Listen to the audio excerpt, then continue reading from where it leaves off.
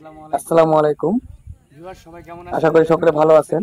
আজকে আছি আমরা দিনাজপুর জেলার পার্বতীপুর উপজেলার বড়পুকুরিয়া কয়লা খনি লেকে। আপনারা যে দেখতে পাচ্ছেন এই কয়লা খনি লেকটি কয়লা খনি লেকে আজকে আমরা আছি।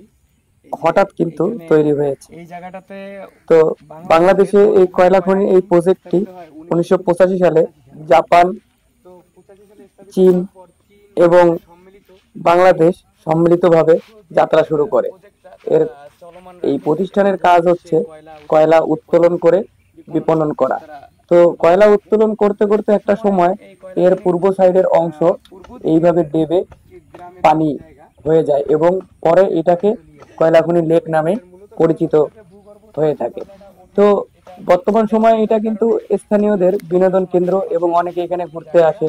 এখানে স্পিড বোর্ড আছে, তো এখানে বিভিন্ন ঘোরার নৌকা আছে, 12-13টি নৌকা আছে যাতে করে আপনি ঘুরতে পারবেন।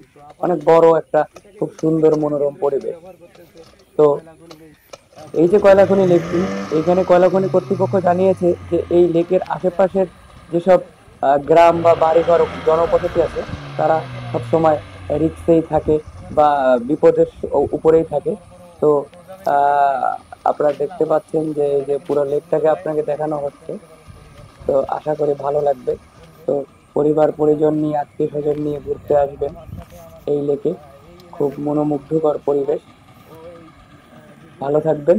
আসসালামু আলাইকুম। নৌকা চলতেছে আপনারা দেখেন এই যে অনেক মেয়েরা আমি ওইদিকে নিয়ে আরো এই দেখেন প্রাকৃতিক যে এলাকার পরিবেশ এগুলো সব দেখা যাচ্ছে দেখেন ছেলেপেলে সবাই চলতেছে যে নৌকার মধ্যে খুব সুন্দর একটা এই যে স্পিড বোট চলতেছে দেখেন এই যে স্পিড বোটটা চলতেছে দেখছেন স্পিড বোটটা চলতেছে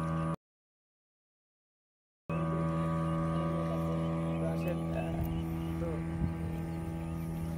ওকে আজকে এই পর্যন্তই আসসালামু আলাইকুম